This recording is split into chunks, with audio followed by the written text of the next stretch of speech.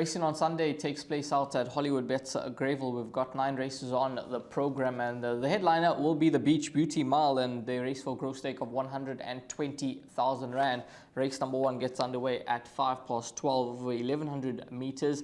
It is a maiden plate for the fillies and mares that will get the day started for us. 9 race program, so that means the bipod commences with the running of race number 2, place accumulator race number 3, and the pick 6 in race number 4. Joining me in studio is Dees Dynant, and we'll get Dees' thoughts in a moment. We've got interviews lined up for you in race number 1. Yeah, this is a well-bred filly. Her half-sister's running later on in the day, Celtic Beauty. Quite a light filly, Warren, been a little temperamental, taken time to mature. She has got some ability, but I think she's likely to be a little green around the turn for the first time. And also, I think 1100 may be on a bit sharp for her. And there's 2 quite sort of fairly progressive horses in the race. I think Dean's horse ran a place first time out of Gimme the Green Light filly. Sure to come on that filly. And I think Gareth Van Zyle's got a filly that ran a very good second first time out. Might have been a bit disappointing last time, running 5th, but wasn't beaten far. And so I think those 2 anyway would be hard to beat. So yeah, maybe one could include her in the back end of quartets. Yeah, she had a nice run about a month ago there at Scottsville over at 1200. She ran a very nice race. She was still a bit green and a little bit on the fat side, but we were very happy with her performance on the day. She has come on. It's a 1100. You might think it's a little bit on the sharp side, but we'll give it a go. It's at Greyville around the turn. So I think, with a little bit of cover, she'll run a big race and she'll be on top of them. Yeah, she ran a very nice race last time out. She was a little bit keen, and that was over 1200 meters. And her first start she ran on from behind. She was a bit green, obviously, and then we went 1200. But she was a little bit too keen in behind, so the 1100 from that draw, they'll go a little bit faster. And yeah, I think she's a runner with the turnaround of maybe the way that Marco rides her rather than strangle her. And she was fighting too hard, so there is some improvement to come from Ayesha, and we expect her to be right there. Yeah, it's good to hear from the trainers who've got the top 2 in the market here.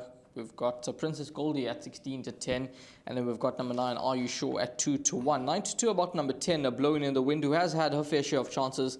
10 starts to be exact, and then it is 8-1 and Better Ball. This race, I think it is a 2-horse race between number 6 and 9. Personal preference is for number 9, Are You Sure? I thought her last start behind Destiny of Fire, it was in a race that I think will hold up in time to come, and there's been a winner from that form line already in the form of West Side Story, who was further back in the field. So preference for this filly, I think that she could be ideally suited to 1100 meters, whereas as you heard from Nicolette there, number 6 Princess Goldie, the 1100 may just be on the sharp side, but given the lack of opposition, she's the immediate danger with that 3rd under the belt, and she was fancied on debut. Yeah, she was fancied on debut, considering that she went off at 2-1. I think she's open to any amount of improvement. Second, Pantheria and Sears run 2 places since Green Light all the way coming out to win. But I'm with you on the form line because I really like Destiny of Fire later on in the card, in the Beach Beauty Mile. Yeah. So, I'm going to stick with that form line in race number 1, and if one of these runners, 9 or 11, has to come out to win, it'll just give me some more confidence as we get to that race, which is the feature on the day. Yeah, you have to paint these 2 horses with the same brush, Rael, numbers 9 and 11, because on clear form, the 11 did beat 9 the last time out, and I know that the draw is against Robbie Hill's runner, who's had a lot of chances, and she's been racing at Hollywoodbets Scottsville, so we'll see how she takes the turn. Last time out, when they dropped her in distance, it was a nice run, but she doesn't have the claim for this time round, and she's going around the turn, so she'll have to answer a few questions. But you could say it's a big discrepancy in the betting, 6-1 Hot Lava against number 9, Are We Sure? But I'm going to side with number 9, Are You Sure? Just basically on what I've seen to date. I think Gavin Van Zyl summed it up on how she's going to be ridden on the day, so she'll be the top choice for me. I'm going to stick with her as my top choice, 9, Are You Sure? For second, I'll tip the 11 because I'm sticking with that form line. Okay, sure. And then Dean Kanema's horse, number 6. I'm not looking for anything, to come out of left field here in race number 1. But I'll keep a close eye on these first-timers and see how they go. But Blowing in the Wind is the obvious horse for trifectas and quartets, right? You know, on her last two starts, she's improved nicely. And she's more settled now. You know, from when she arrived, you remember at Hollywoodbets Scottsville, she was giving a hard time pre-race, but she's more settled now. So she's the obvious trifecta quartet horse. But if you want to know my order of preference, I'm going to go 9, 11, 6 and 10.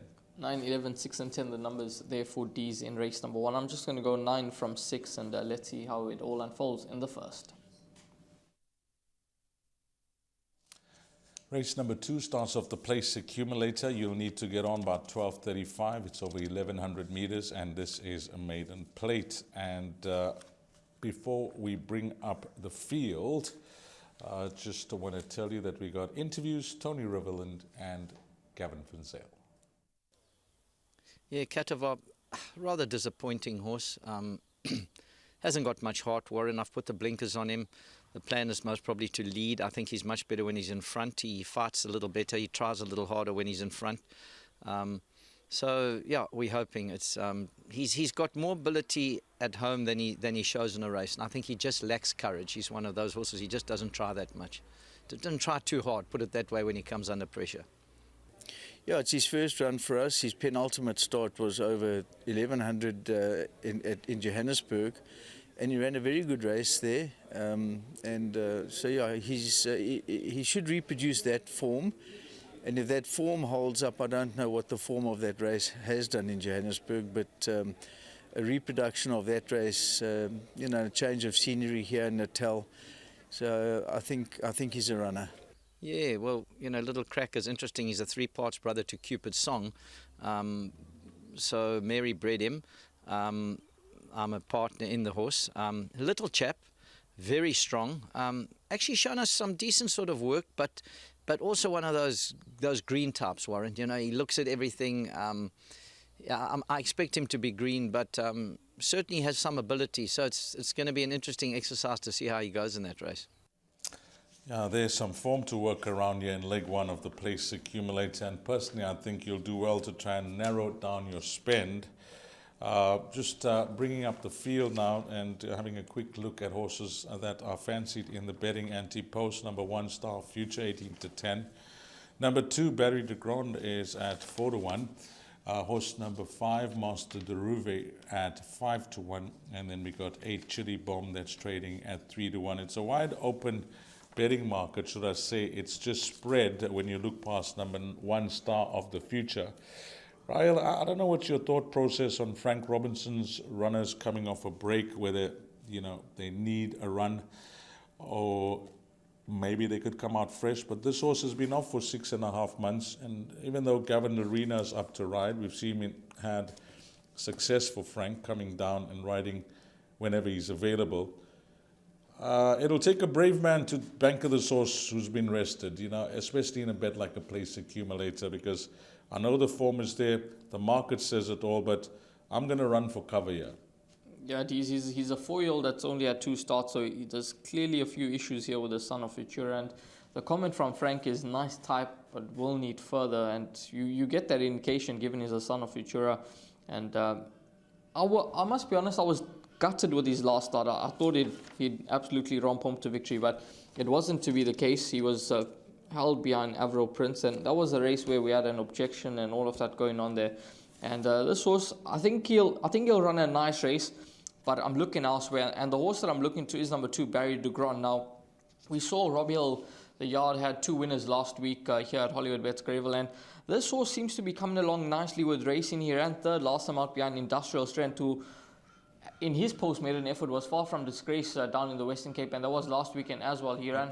What that horse that beat it was 100-1 shot. Sean Geez, it was a boil over, absolute boil over. How did that even? How did that come? That was a big outsider. Yeah. But Industrial Strength, you're right. That was a good post-maiden run. He's a horse that's rated. That ran 2nd in the race. One unbanded. I actually fancy him in one of the races later on. So I think that form line will work out. And this was 7.5 lengths. We know that it was not 7.5 lengths to Teriyaki that day. Double Dash was was disqualified and so on. So I think that this horse is perfectly poised, 1100 meters, no issue. And I think he has the right form figures to win in a race of this nature. And then you've got the likes of Master Durbanville. I had a word with Mark Dixon a couple of weeks back when I was at Summerfeld, and he mentioned that this horse, he's just been disappointed with him. And there was 2 races that he would run him in. Either there was an 1100 or 1400. Preference for the 1400, but he said he's probably going to draw out deep. So I see he's taking his chances here in the 1100. He has been gelded. This horse, if he puts his best foot forward, he can clearly be competitive, because there must be ability there. Fancied at his first 2 starts and he hasn't been able to deliver. And then number 4, Grand 4. So I think could be a big improver in this race. But I think it is a tricky start to the bipot. Very tricky start to the bipot here, race number 2, because we got 9 races carded, so this will be the start of the bipot. Master Durbanville, I think Riley's one on the mark here, because when it comes to ability, he's shown them the world back home, hasn't delivered at the racetrack. Gelded on the 30th of July, that could be the key to him turning around his form. And then Chili Bomb from the Garrett van Zyl stable. We always have to respect the Gauteng maiden form, and you look at his last 2 starts, a horse that's been quietly fancied by Paul Matchett, and now will be debuting for Garrett van Zyl. So the blinkers go on. Number 8, Chili Bomb, and I'm not going to leave that out of anything. So it's a tricky start to the bipot. I don't know how many runners you seem to be leading towards. Number 2, Barry de Yes. Grand. What's your cover numbers for the bipot?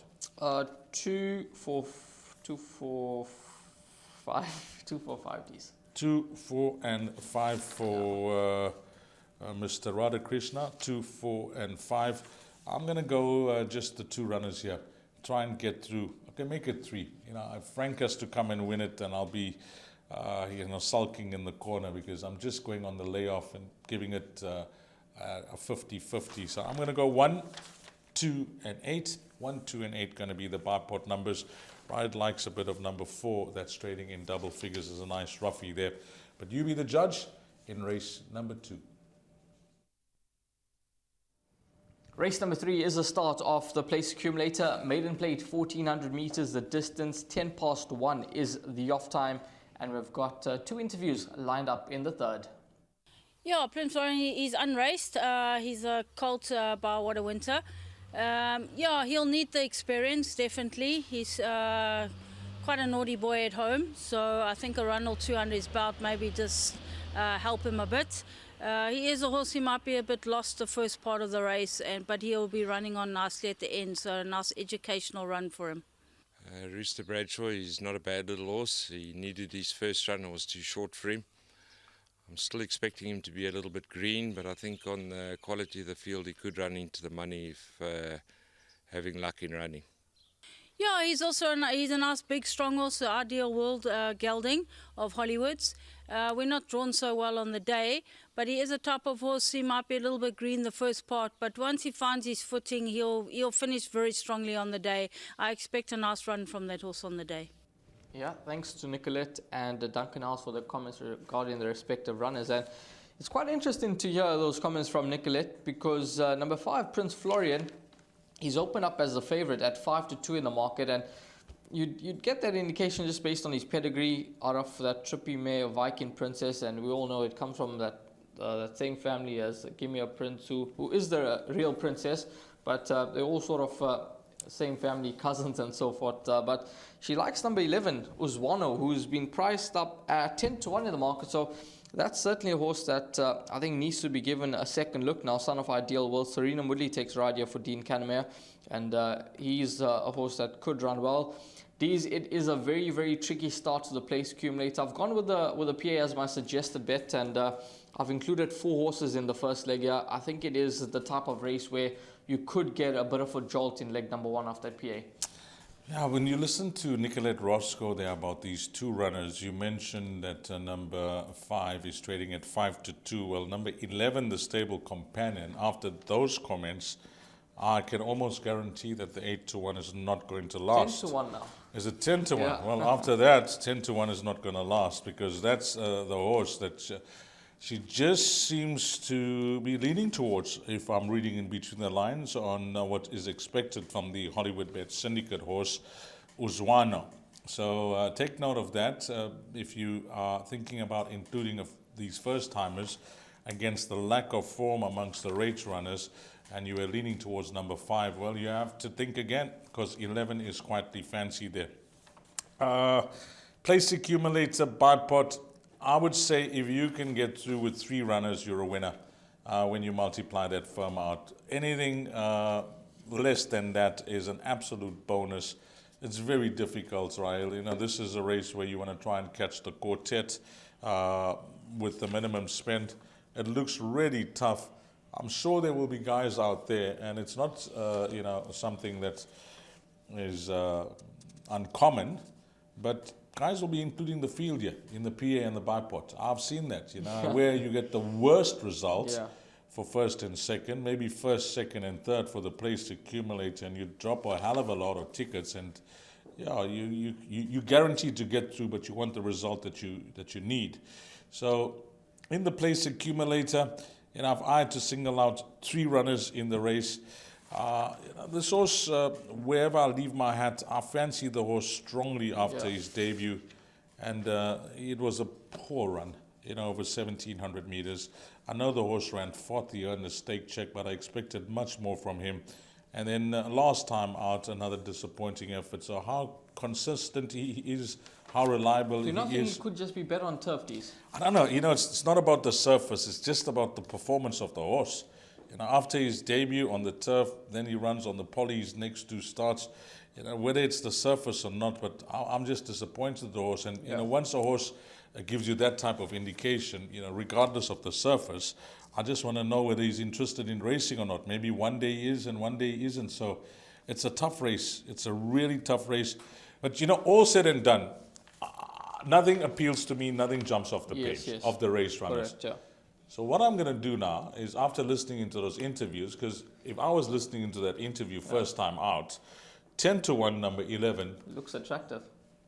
I promise you it does, because you know, you think Zaki on the right horse for the Kanemayer stable, but these races were split on the day. You know, there was a lot of noms, this 1,400 meter race, and Sereno Mudley, he's got the ride on this horse, and he may have got a nice ride here. So I'm going to go each way in this race. Horse number 11. Yeah, I'll be with you on that. These each way on the 11 at 10-1. But place accumulator leg 1, I've gone 3, 5, 10, and 11. I've included number 3, wherever I lay my hat. You heard from DZ, touched on that. Number 5, Prince Florian. The 10 captainship, I think, could improve over 1,400 meters. Lots of support on debut. But speaking to MJ Orendal, he mentioned to me that he wasn't sure where the money came from, because they didn't really fancy the horse first time out. I actually spoke to him on the day. When I went to him and I said, your horse has been backed in from long odds. What's the story?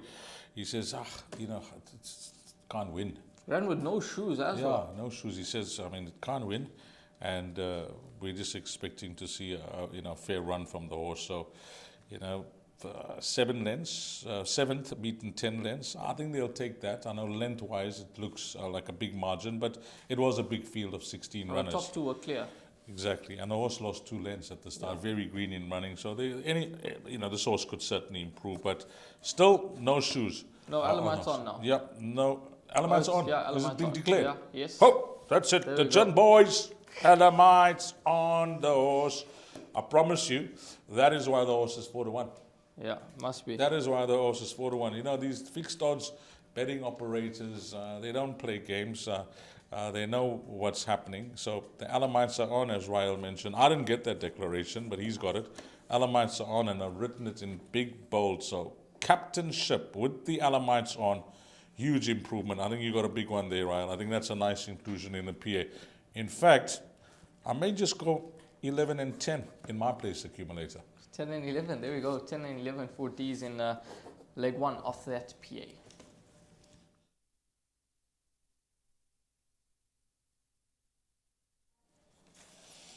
Well, we're on to race number 4, and this is the big one, the pick 6, and we would have had that huge pick 6 at Turfentine that hopefully got to that estimated pool of 5 million rand, or maybe even more.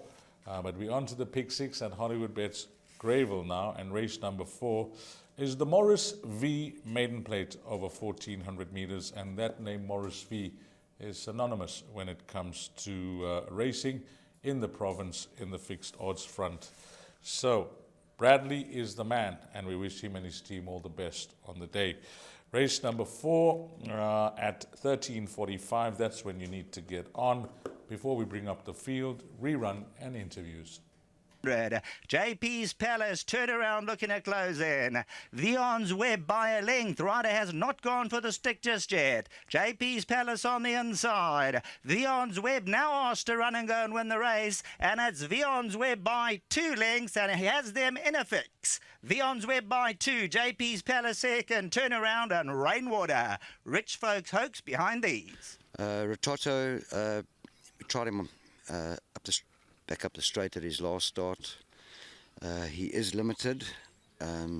He's a very small horse, doesn't even stand 15 hands, and weighs in just over 400 kilos, so that's probably his limiting factor. He's also one of those horses where 1,000 meters is too far and a mile is too short, so he hasn't got a trip at this stage.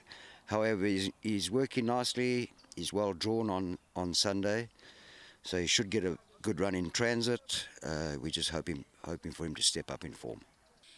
Yeah, Kenini Kikanik, he's getting there. He's starting to feel what it's all about. He ran 4th last time, not far off them with the blinkers on that he's been running. His last run over the 17 was a bit far off.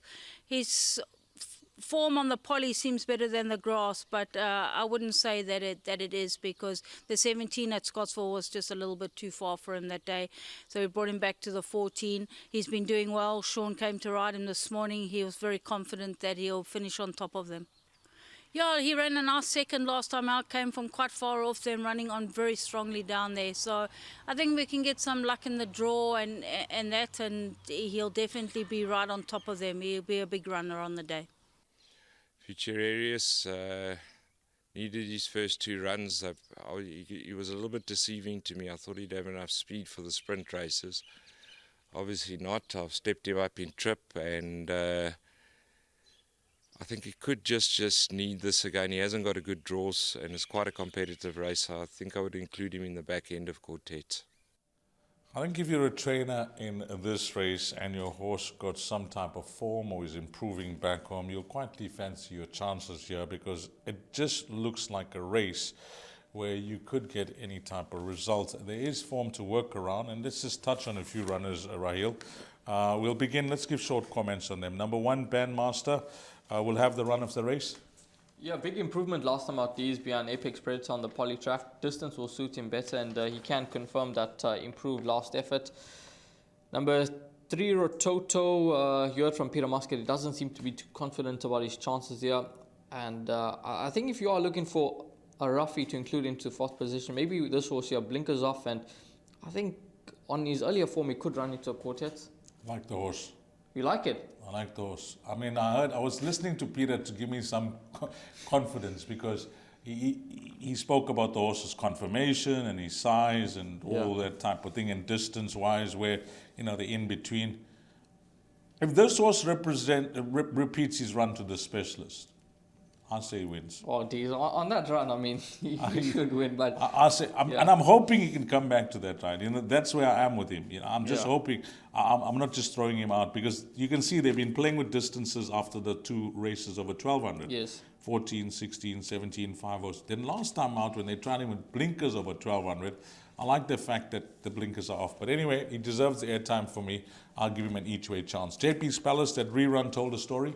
Yeah, I think he's a big runner. I think the distance will suit him. He's had 2 nice come-on runs, and he seems to be a horse that's got his fair share of ability, and I think he'll go close in this event. Yeah, this Canamea horse, number 6, they're expecting a good run, but listening to Nicolette there, she really likes the look of number 9, Freddie Slater, who looks to be the elect from the stable.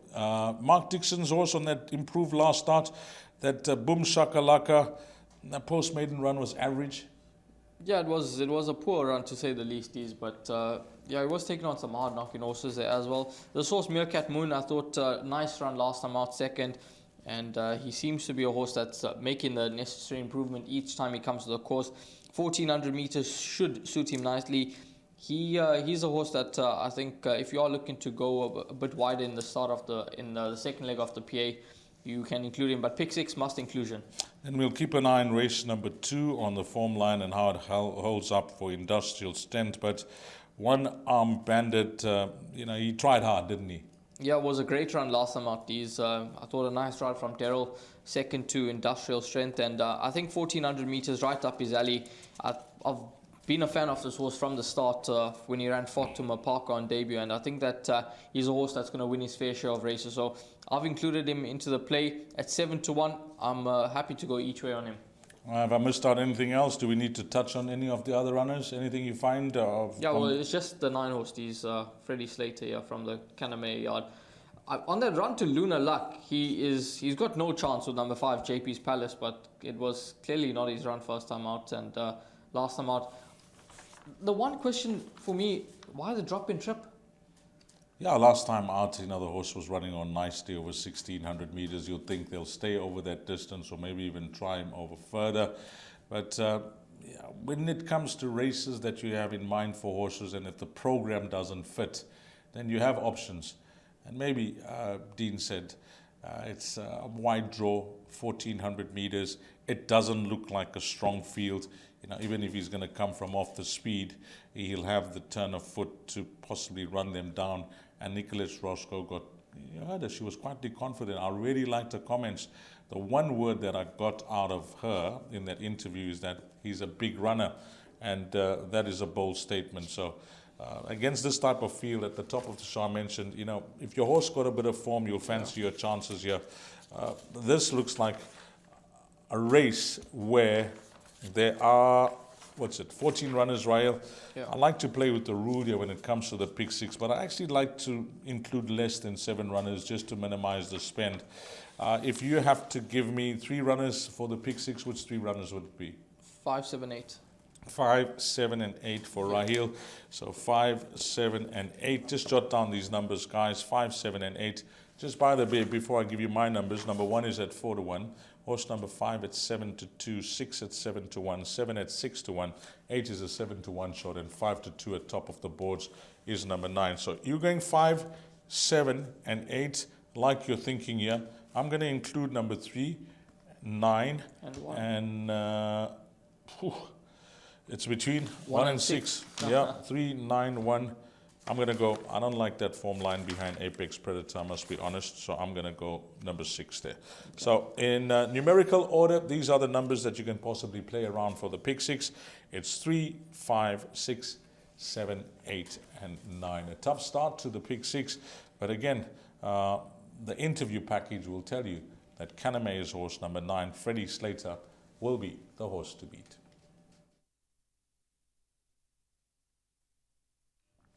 Race number 5, Pinnacle Stakes over 1200 meters, 2 is the off time. It is the start of Jackpot 1 and a very nice race to get Jackpot 1 underway. Looks to be trappy, but let's have a look at a rerun, and then we've got a few interviews lined up.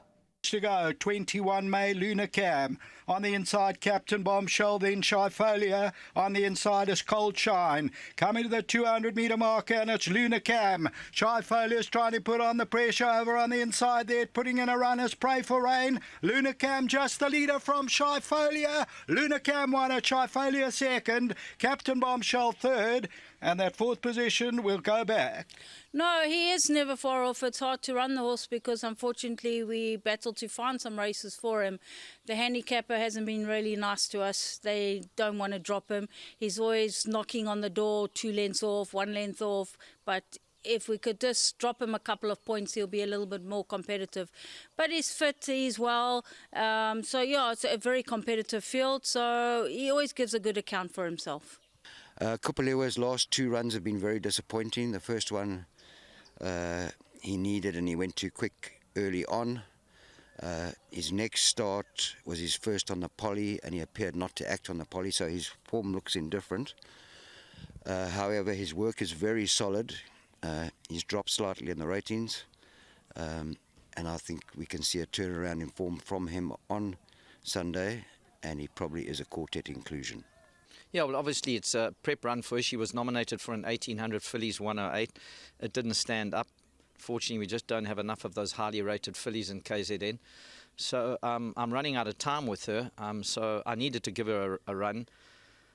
Luckily, our dual nominated her for this Pinnacle, and it cut up. Yeah, I mean, it's obviously a bit short for her. She hasn't run since she ran in the Fillies Guinea. She had a few issues. She's done quite a lot of work. I mean, it's 1200's obviously a bit too short for her, but she's done plenty of work. She won't need a run. But one's got to believe that 1200 meters is on the touch, touch on the sharp side for her. So, yeah, it's just bring her back nice home safely. But I wouldn't be surprised if she ran on into the placings. She's a very good filly. Formagear returns from a bit of a break over a trip which is on the sharp side for him. His target or grand final is a little bit later in the season. However, he looks great. His fitness levels are good, and I expect him to be coming home strongly late. I'm sure he'll make a decent return on Sunday. Thanks to the trainers for their respective comments about their runners here. And race 5, as I mentioned, looks to be a trappy contest. They're betting 9-2 the field. Pray for Rain and Formagear are the top two here. It's 5-1 Captain Bombshell, 11-2 about Mr. Master Starter. Narina Trigon, 7-1 into 6-1, and then it is 8-1 and better bar those. Just give me the price of Formagear. Formagear, 9-2, Ds. 9-2. You like it? After those comments, that was my roving banker in the race. But after those comments from Peter Muscat, who is a guy that, you just listen to him and you'll get some info out of those interviews. And he says he will make a good return on a Sunday. I like that because that tells me the horse's well-being is spot on. He's won over the course and distance. He's a horse that will enjoy a good pace in the race. And here there is speed galore. So I think this race looks perfectly set up for number 10, Formagear. If he's fit and well, as the trainer confirms, I'm going to make him a roving banker. This is what I like to hear. 9-2, that's going to be it. I'm actually going to banker that in the PA. Wow. I've made up my mind. I told you before this race what I told you. I don't know what to do. But I knew my top choice, and I was waiting for that interview. Yes. Thankfully, Warren Lenferner got the right guy for me, and I like the horse. 9-2, that's my PA banker. Boom, number 10, Formagear. Roving banker in the quartets, alles. Okay, I'll race you home, D's. I'll race you home with number 11, Captain Bombshell, yeah. You are way behind with your debt, Rahil, but we'll give you a chance to get out. Yeah, well, when we look at Captain Bombshell, he was not disgraced last time out behind Luna Cam. He actually fought all the way to the line. Great run, yeah. Now 1,200 meters, spot on. 12 runs, 3 wins over the distance. He does have an awkward draw, but he is the type of horse that can be given a chance and allowed to finish off his race, as we've seen him do in the past. So I think that you mentioned the speed will be on. I think that will suit him, like it will suit number 10, Formagear. And this horse will be finishing over the top. He is having his second run after a rest. Nice to see Sipa Slengwa getting some nice chances from Garth Puller and having his fair share of winners off late. And I think that this horse could be another one to add to that tally. So at 5-1, he's going to be the top choice for me. Number 10, Formagear, D's likes. And then I think numbers 2 and 3 are horses that can go into the place accumulator. I've included them. Number 3, Common Grounds. His last round was all wrong. He's better than that. And he's shown when running third to Teflon Man. And then number 2, Good Traveller. Well, it's been ages since he last won a race, 906 days. But he always keeps you interested. 1.5 off the back from a 2 draw. I think he could run into the money as well. So 2, 3 and 11, that's the horses that I've gone in this leg of the place accumulator. But there are other horses that could make their presence felt here, Dees. Yeah, it is a race where luck in running could be the key. We're going for runners that are drawn wide. Number 10 for me, 11 for Rahil. Of the 2 runners, I think the horse that will be better suited to this wide draw will be number 10, Formagear, because you know how he races. Whereas Captain Bombshell, he does race up handy every now and again, but he can turn on the speed if given a chance. So 10 and 11 going to be the principals here, the horses that are drawn widest of all, but the race certainly doesn't stop there. Rahil's going each way, number 11. I'm going to go each way, number 10. But after that interview with Peter Muscat, it's a banker for me in the PA. We're on to race number 6, Pinnacle Stakes. Really nice to have these condition races in KZN for these horses that are high up in the ratings. And of course, we will go 1,200 meters at 1,500 hours. Races 6, 7, 8, and 9 will be jackpot 2. So before we bring up the field, we got African Skyline, who ran 3rd, and an interview package. Inside the 400, Strathclyde still leads at Quandary. The Real Prince is starting to warm up now with the yellow cap. That's Strathclyde the leader. The Real Prince putting on big pressure over the last 100, and the Real Prince comes swooping into the lead to win, going away. The Real Prince by about 2.5 to 3. Strathclyde second, African Skyline and Quandary. Nelson Bay also comes off a rest over a trip marginally on the sharp side for him. He's well drawn, so he's going to get a good run in transit. He's not particularly well treated by the weights of under the pinnacle conditions of the race, but I think I'm going to be looking forward to a positive return from him. I was very disappointed that the handicapper gave him a 2-point penalty last time. You know, he'd run behind King of the Gauls in the Umgani handicap. I think he was beaten about 3.6 lengths. They dropped him a little bit. He's been battling a bit off his rating, and I thought last time they had him at a rating where he has a chance again of winning a race. It was going to be his last start. I put Rachel on because obviously Rachel is good as any jockey we've got in South Africa, but she claims 1.5 because she has a lady's allowance, for want of a better expression. Every chance in the race, well outrun by Proud Master, who's nothing more than a handicap. He goes up another £2. Now this time you can't get Rachel.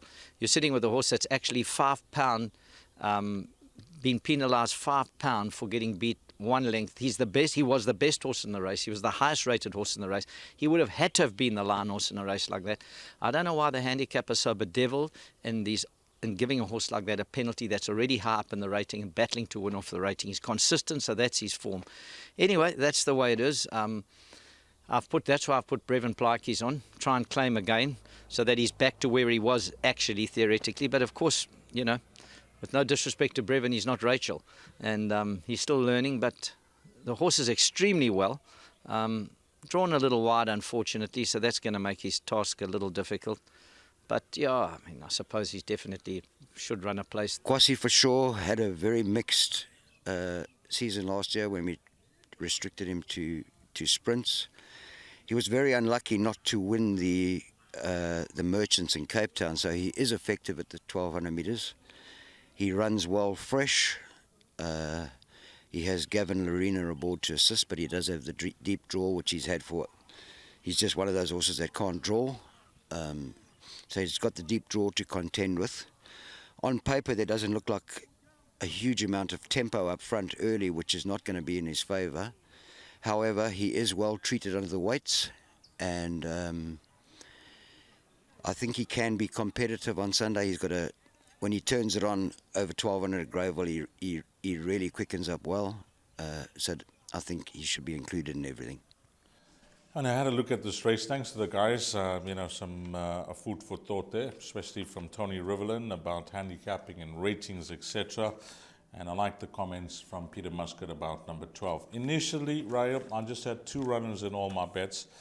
I had to take a stance in this race. Which is your 2? I had number 2, Proud Master, who Poly is specialist on that a poly turf. specialist, but the way he's been going of late, the way Stuart Ferry's got his string, I thought that the nice draw of 2, he's not going to waste that position. I know he enjoys a patient ride. He's not going to waste that position, and he can really turn it on. I don't mind him racing on the turf as well, because if you go 3 starts back, one of his runs are behind common grounds. You could see from where he came from as the fastest. In fact, his last 3 starts, there was no horse faster than him. So he was one of my top selections, and Kwasi for sure.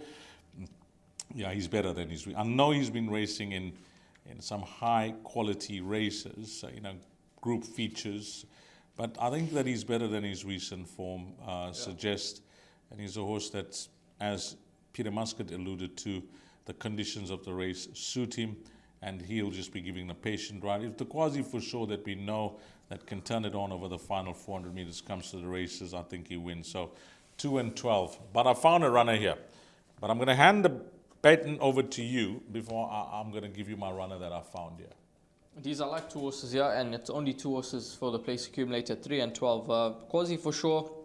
Peter Muscat mentioned he runs well fresh, and it was about the same time last year that he made his return. It was on the 23rd of October last year when he returned to the track after last run in on a Gold Cup day, and he made a winning return in a Pinnacle Stakes over 1200 meters where he beat Gladiatorian. He had 62 that day. He was rated a 112. He ran on Gold Cup day last in the Post Merchants, a grade 1, and now he makes his return on the 5th of October over 1200 meters fresh with 60 and a half on the back. This horse, when it comes to racing on the turf, I think he's got the best turn of foot. I know that Proud Master has got a very good turn of foot, but I think he's just better on the poly track, and he turns it on better on that surface. Between 2 and 12, if you think the horse that has first run will finish ahead of the other, considering that they're both quick finishers? I think so, Dees, but also I think Quasi for sure has the edge on the turf because he's proven himself on the surface, whereas Proud Master has proven himself to be a better poly horse. So I just think that the 12, whatever happens, I think 12 finishes ahead of 2. Okay, you like 12 ahead of 2. And then 3, African Skyline. I think that with 52.5 kgs on the back, this horse is a model of consistency. Last time out, I'm not sure what happened on the poly track, but I'm willing to forgive him for that. That was his second run after rest. He's now third up, and when you have a look at his third up stats, 5 runs, 3 wins. So I think that Gospel will have this horse cherry ripe for this outing. He runs well at Hollywoodbets Greyville, 3 runs for 3 seconds, and he in fact ran second to Quasi for sure in that Pinnacle Stakes last year when making a return, but he finds himself a lot better off at the weights, and he's drawn in 3, so he should get a nice run in transit, and I think he'll go close. So 3 and 12, those are the 2 for me here. Yeah, Damon Pillay is gaining in confidence as he's getting experience. He claims a 4, which could be a good move, but I just feel this is not a straightforward ride for the young kid. And I partnered the horse at his penultimate start that was down the straight, around the turn. It's just not a straightforward ride. Everything needs to go your way with number 3, African Skyline. Now, I told Ryle that I may have found a winner here. Yes. So you're going to get it, racing fans, because 2 and 12 are my 2 selections, but there's a runner here that I think may win it, and it's number 5, Romance in Rome. Oof. Mike Miller's horse. Let's look at the form lines and the names in his form lines. Give Me Another Chance, Main Defender, Sandringham Summit, even Teflon Man. A horse that's just built with natural pace and speed. He's drawn out at 5. He's going to have no problems getting to the front, where I think he runs his best races. Calvin Habib. We got horses like Proud Master, Quasi for sure, and African Skyline that we are talking about that are going to be coming from off the pace. Now, this horse, we know where he's going to be. He's going to be in front because whilst there is speed amongst a few of the other runners, I don't think any of them are going to be quick enough to match this grey from draw number 5. And if he is tuned up for this race, coming off this 3-month break, I think whatever run past him will win. I say run past him because he is the horse that's going to be in front. Yeah. What price is he? 14 to 1. That's it. That's going to be the gift for the day in race number 6 from myself at 14 to 1. Don't let this horse run loose. You can, possibly include him in all your bets. He's surely going to drop tickets there. If I'm going to give you my top choice now, Ryan, I'm actually going to tip 5 ahead of 2 and 12. 5, 2, and 12, the 3 horses there for D's, and I'm going to go 3 and 12. Let's see how number 5 goes. D's Romance in Rome at 14 to 1 L market. He could be the lurker in the race here in the 6th race, a Pinnacle over 1200 meters. We're on to race number 7. This is the feature on the afternoon, Beach Beauty Mile over 1600 meters. And before we get into race number 7, we've got a rerun and then interviews. Quo, white sleeves and gap between them. Pierce Stratum and Fatal Flaw. Now Quid Pro Quo's coming alongside. Quid Pro Quo now gets the head in front. And Quid Pro Quo from Fatal Flaw is going to try and fight back. Quid Pro Quo. Unbelievable stuff, a length and a half. Fatal Flaw second. Frozen Fantasy in behind these as they go down to the line. Safe and sound, similar to Princess Palace, has done pretty well in her last couple of runs. I thought her last run was a very good run in a very competitive race against older fillies. And with a bit of luck in running, she'll give a very good account of herself. Princess Palace, nice filly. Since she stepped up in trip, she's come to the fore. And I think going the extra furlong, the 1600, will be right up her alley. It is competitive and it's a huge jumping class. But I wouldn't leave her out of quartets and trifectas. Yeah, she's had a nice break after the season and that she really needed to strengthen up. We got her jumping to the mile. Dean thinks that maybe the mile she should see it, but it's a very competitive field for her. We're going to race her from off the pace and let her finish the race. She is a filly that when she won her maidens, she got a very high merit rating of 93, which we don't think is a 93. So we'll just see how she goes, but she is fit, she's well, and we'll just see how she handles it.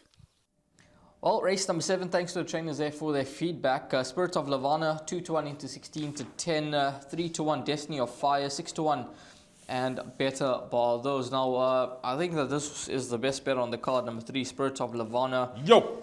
I think that it's been a strategic plan from the yard to keep off the racetrack until this race comes along. Because last time out it was a grade 1, D's, that Tequini. She was beaten by Quid Pro Quo, who we know is an absolute champion. She is a filly that has done what many couldn't do before, and she is a horse that I'm keen to see as a 3-year-old. She was beaten 7 lengths behind Quid Pro Quo, number 3, Spirit of Lavana. The blinkers go on, and Gavin Larina takes ride. Now, she's a filly that's clearly got lots of ability. Second on debut behind Gimmy's Countess, and she's won 2 subsequent efforts before her last start. Huge drop in class for her. She's taken on horses that haven't been tested at Group 1 level, and she's taken on a recent maiden winner, Destiny of Fire, who's open to any amount of improvement. But at the ratings, she is the horse that they all need to beat. She's been given a mark of 96, and when you have a look at the best weighted column, she's 3 clear of number 8, Prom Queen. I think that Gavin Larina has come down for this ride on the day, and he's managed to get other rides to work around this one. But I think that this filly will be spot on for this run. He keeps her ride, and I think she's going to be very hard to beat here.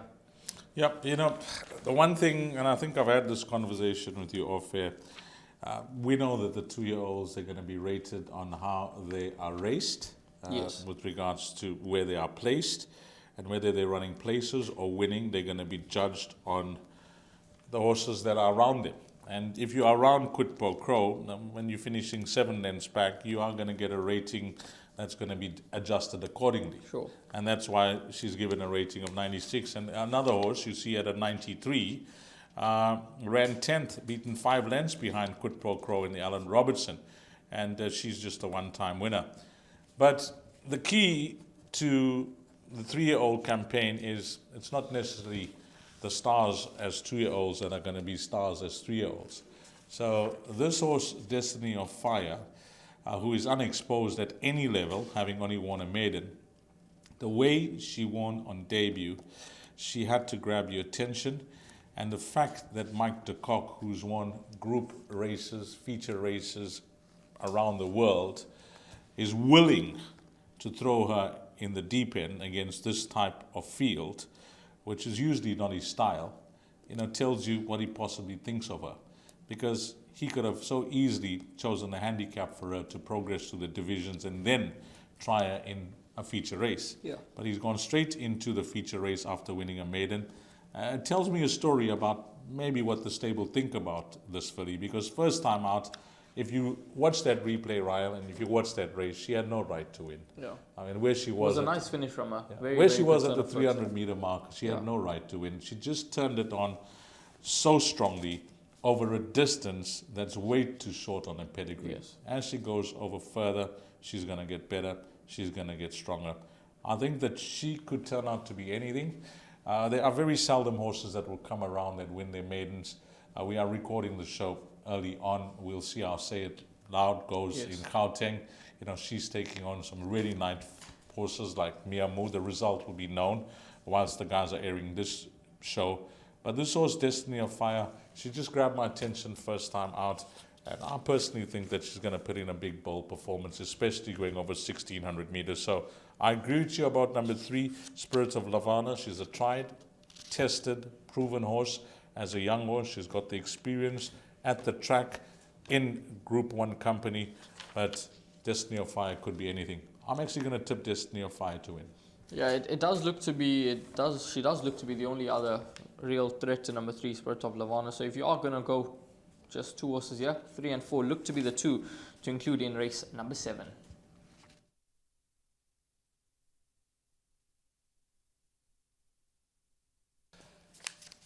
Okay, we're on to race number 8, a merit-rated 90 handicap over 1,600 meters. It's the last double on the card, races 8 and 9, as we've been doing for every race. Let's go to a rerun and an interview package. 300-meter marker. The Shepherd's trying to build up, and Gladiatorian on the outside. Here comes the Shepherd at Strathclyde, and Gladiatorian erupting into action, and it's all over. Gladiatorian, it's bullseye. Gladiatorian pricks his ears and wins well. The Shepherd second. Wiccan Warrior staying on strongly with the photos. Yeah, Wiccan Warrior prefers a mile 15. Last time he ran over the 15, he ran a very nice race, much improved. And yeah, this is the right distance for him. He's drawn well, and I think he'll be competitive. I think this is the right race for him.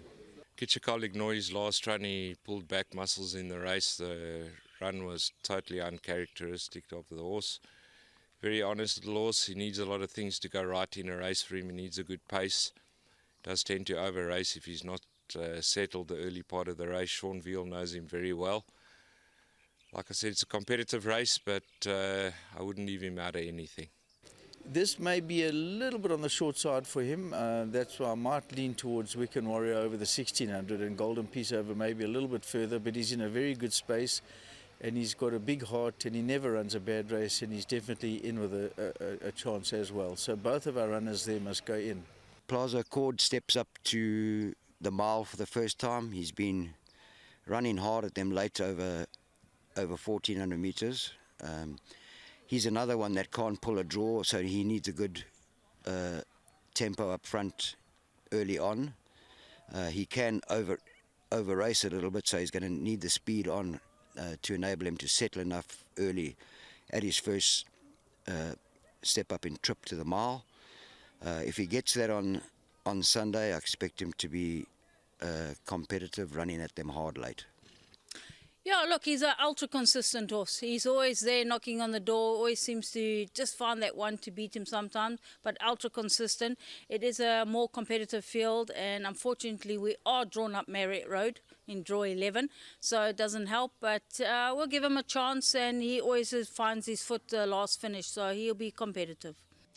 I'm going to give you my numbers here, and we'll hand over to Rahil, because I first thought competitive. I was umming and ahhing with a few runners, and then I managed to close things down in this race with 4 runners, Rahil, and nothing too creative for me. Number 1, Selukwe, liked the way he won last time out, the fact that Sereno managed to settle him, and in that small field, you know, he was up with the early pace.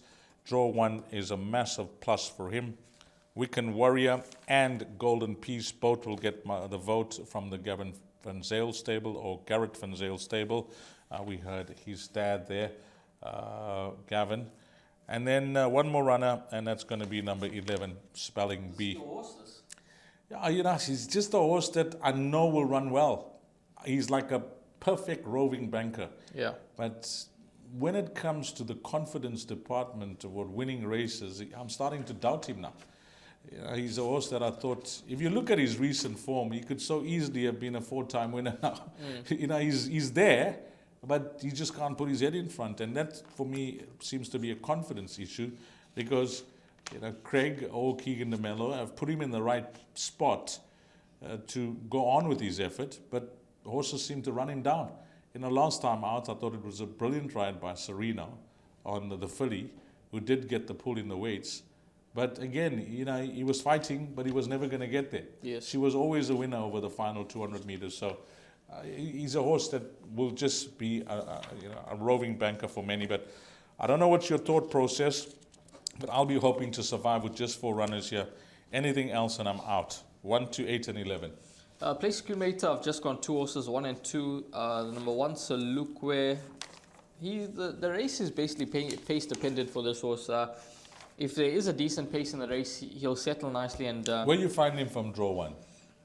He won't be too far off the action. I think he'll probably be lobbing in 5th or 6th position. He's not going to be far off.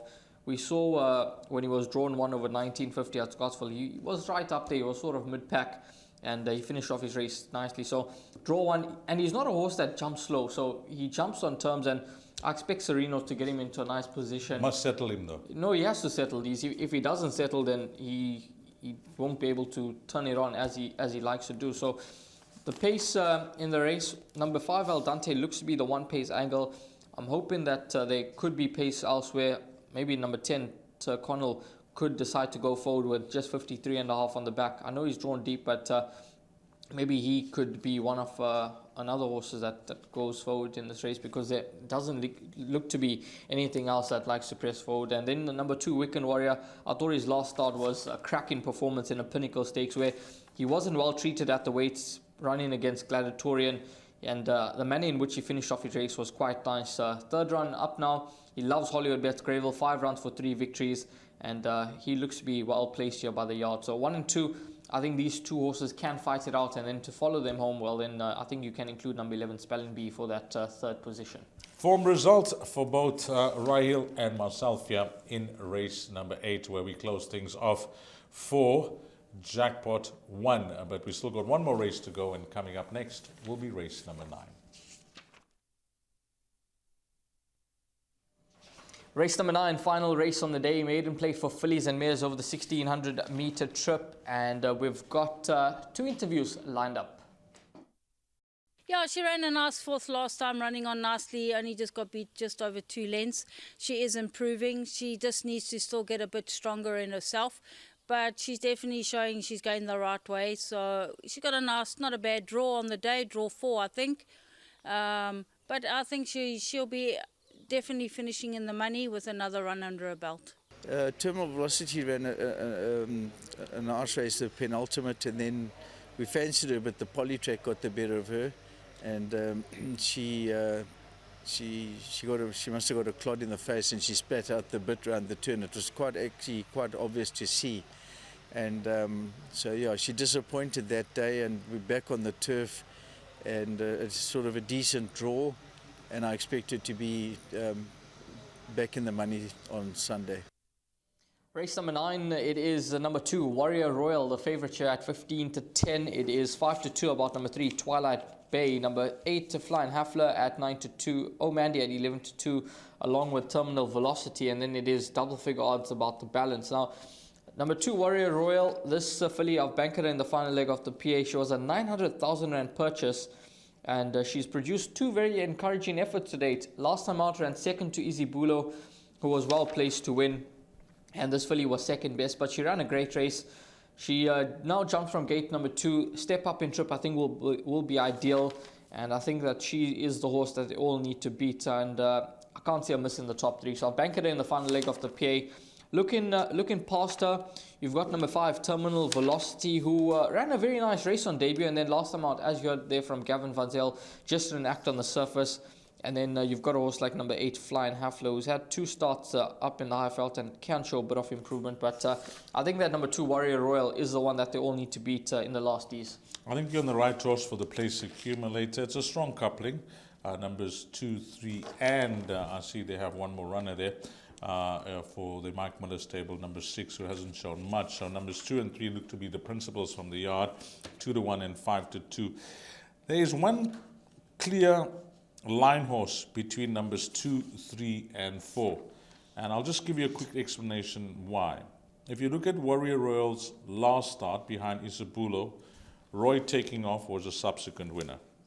Number 3, Twilight Bay, on that last start when behind Blind Speed, Roy Taking Off was a direct winner.